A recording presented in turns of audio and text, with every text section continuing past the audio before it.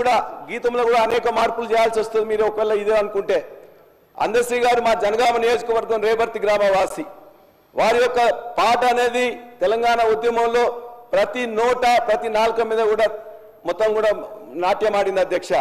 ఆయన కూడా రాసిండు, పోతున్నది పురిటిగడ్డ రుద్రమది వీరగడ్డ, గండర గండెడు కుమరం భీముడే నీ బిడ్డ, కాకతీయ కళాప్రభల కాంతిరేఖ రామప్ప, గోలుకొండ నవాబుల గొప్ప వెలుగే చార్మినార్. మరి ఆయన కూడా రాసిండు చార్మినార్ గొప్పతనం, అదేవిధంగా కాకతీయుల గొప్పతనం, కళాతోరణం గురించి. మరి ఆయన రాసినందుకు అందశ్రీ యొక్క రాసిన పాటలు కూడా మొత్తం తీసేస్తారు అధ్యక్ష. పాలసీ ఉంటే అక్కడ ఉండాలి, ఇక్కడ ఉండాలి.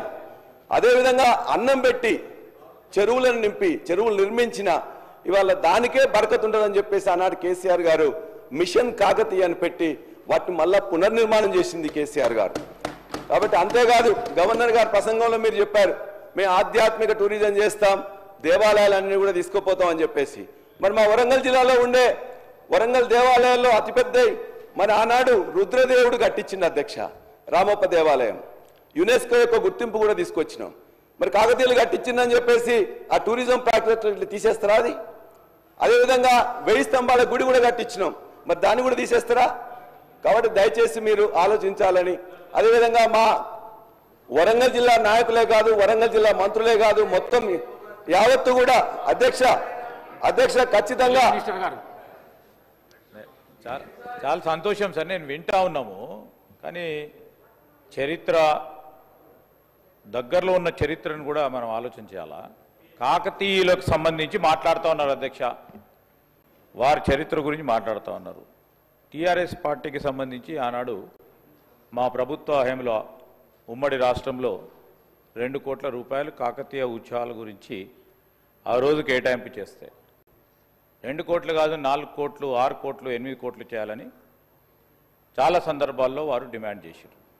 సరే 2014 నుంచి 23 వరకు ఒక్కసారి కూడా కాకతీయ ఉత్సవాలు చేయలే టీఆర్ఎస్ పార్టీ ప్రభుత్వం. నేను ఈరోజు చెప్తా ఉన్నాను, అది కాదు, ప్రజాస్వామ్యంలో ప్రజలేం కోరుతా ఉన్నారు, సామాన్య ప్రజానికానికి ప్రతిరూపంగా నిలిచే స్ఫూర్తిని కలిగేయాలని, ఆ క్రమంలో మేము తీసుకున్న ప్రతి నిర్ణయం ఉంటుందని ఈరోజు మన చరిత్ర చెప్తా ఉన్న అనేక ప్రధానమైన అంశాలను కూడా ముడిపెడే అస్తిత్వాన్ని కాపాడే ప్రయత్నం చేస్తాం. నేను రాజేశ్వర రెడ్డి గారు విద్యాధికుడు అధ్యక్ష, కేవలం నేను వాడిని కోరుతా ఉన్నాను, టీఆర్ఎస్ పార్టీ పరంగానే పోకుండా డెఫినెట్లీ ఒక ప్రొడక్టివ్ ఆలోచనలు ఇస్తారు, ఒక పాజిటివ్ ఆలోచనలు ఇస్తారు. ప్రభుత్వం 14 నెలల నుంచి చేసే కార్యక్రమం ఇది చేస్తే బాగుంటుందని ఆలోచన చేస్తారు. అదేమైనా అభిప్రాయాలు తెలియజేస్తారని ఆశిస్తా ఉన్నాను అధ్యక్ష. శ్రీధర్ అన్న, ఖచ్చితంగా కాకతీయుల యొక్క ఘనకీర్తి కోసం మేము చెప్పట్లేదు. కాకతీయులు మనకు బతికిచ్చిండ్రు, చెరువులు ఇచ్చిండ్రు, కాబట్టి వారిని బర్కత్ ఉంటుంది, వారి యొక్క పేరు పెట్టుకుంటారన్న ఉద్దేశంతో చెప్పినాం తప్ప మరొకటి కాదు. అదేవిధంగా మీరు ఇంకొక మాట కూడా అందులోనే ధన్యవాద ప్రసంగంలో చెప్పారు, ఇవాళ మేము తెలంగాణ తల్లిని మార్చినాం అతి సామాన్యంగా ఉండాలని. చెప్పేవాళ్ళు ఎవరు అధ్యక్ష?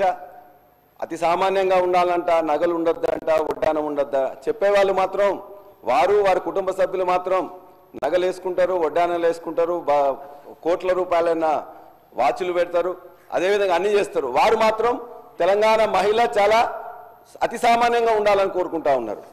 అంతేకాదు, తెలంగాణ తల్లి నుంచి వెళ్ళి బతుకమ్మని వేరు చేయడం అంటే తెలంగాణ బతుకును అవమానం చేయడం తప్ప మరొకటి కాదు. తెలంగాణ తల్లి ఉద్యమాగ్నిలో పుట్టింది, ఎవరి కుట్రల నుంచేలో, కువారం నుంచేలో, ఓర్వలేని తన నుంచేలో పుట్టలేదు అధ్యక్ష. కాబట్టి ఆ తెలంగాణ తల్లిని మార్చడం, అదేవిధంగా మేము అడిగేది ఒకటే, రాహుల్ గాంధీ గారు కూడా చెప్పిండ్రు, ఇవాళ పథకాలకు పేర్లు మార్చడమో ఇంకోటో చేస్తే ఇవాళ చేయలేనప్పుడు అది చేస్తామని చెప్పి రాహుల్ గాంధీ గారు చెప్పిండ్రు. దాన్నే మేము ఇవాళ విశ్వసిస్తున్నాం.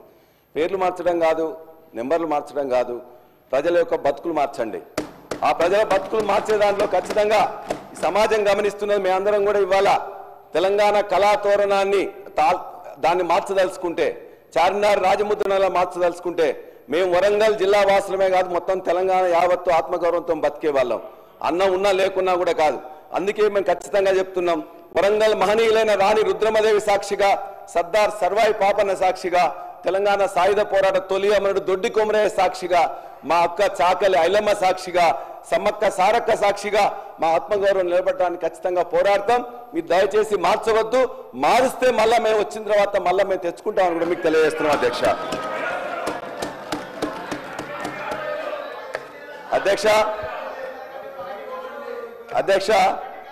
వ్యవసాయ రంగం గురించి చాలా అందులో చెప్పారు.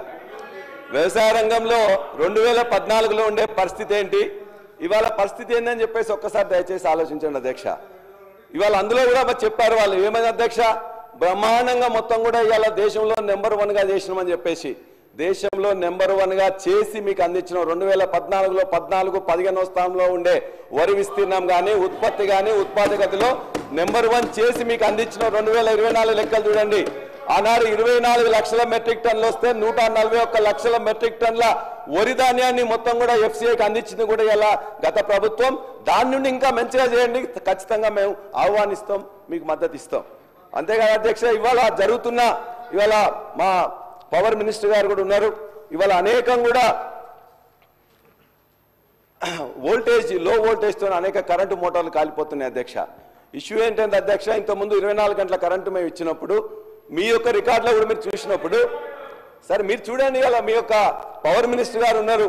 ఇవాళ నీళ్లు భూగర్భంలో నీళ్లు తగ్గిపోయినప్పుడు, ఇవాళ మొత్తం మీద చెరువుల్లో నీళ్లు లేనప్పుడు, రిజర్వాయర్లో నీళ్లు లేనప్పుడు ఒకటేసారి కరెంట్ ఇవ్వడం వల్ల మొత్తం కూడా లో వోల్టేజ్ వచ్చేసి ఇవాళ అనేక మోటార్లు కాలుతున్నాయి, ట్రాన్స్ఫార్మర్లు కాలుతున్నాయి, దీపావళి టపాసుల్లో పేలిపోతున్నాయి. కాబట్టి దయచేసి ఆ కరెంటుని ఇప్పటికైనా 50% ఎండిపోతున్నాయి, వాటి కరెంటు పూర్తిగా ఇవ్వాలని చెప్పేసి మీ ద్వారా మన యొక్క ఆర్థిక శాఖ మంత్రి పవర్ మినిస్టర్ గారిని కోరుతున్నాం. అంతేకాదు అధ్యక్ష, నా యొక్క నియోజకవర్గం మొత్తం కూడా దేవాదుల ఆయకట్లో ఉంటుంది. దేవాదుల ఆయకట్లో నిజంగా దాని గురించి చెప్పాలంటే రాస్తే రామాయణం అంతా, చెప్తే భారతం అంతా అధ్యక్ష. ఎందుకంటే మా పక్కనే ఇవాళ దరిదాపుగా 1,50,000 ఆయకట్టు ఉంది అధ్యక్ష. ఈ యొక్క ప్రభుత్వం యొక్క నేరపూరిత నిర్లక్ష్యం వల్ల ఆర్థిక శాఖ మంత్రి గారు అదే ఎల్ఏ మినిస్టర్ గారు కూడా చూస్తున్నారు, దయచేసి ఇవాళ ఈ ప్రభుత్వం యొక్క నేరపూరిత నిర్లక్ష్యం వల్ల గత 60 రోజుల్లో 40 రోజులు మాత్రమే పంపులు నడిపినారు. దరిదాపుగా 5,14,000 ఎకరాలకు ఆయకట్టు ఇవ్వాల్సి ఉంటే కనీసం 3 లక్షలు ఇస్తామని చెప్పిండ్రు. ఆ 3 లక్షలకు కూడా ఇవాళ ఏం చేసిందంటే అధ్యక్ష, 34 రోజులు ఒక 6 కోట్లు 7 కోట్లు పేమెంట్ చేయలేక ఓఎండ్ఎం స్టాఫ్ మొత్తం స్ట్రైక్ చేస్తే ఇలా కింద ఎస్సీ కానీ డిఈ కానీ లేకపోతే ఈఎన్సీ కానీ చివరికి రాహుల్ బొజ్జ గారు కూడా ఫోన్ చేసినాం, మినిస్టర్ గారు ఇరిగేషన్ మినిస్టర్ గారు కూడా ఫోన్ చేస్తే లాస్ట్కి 30 రోజుల తర్వాత 6 కోట్లు ఇచ్చిన అధ్యక్ష.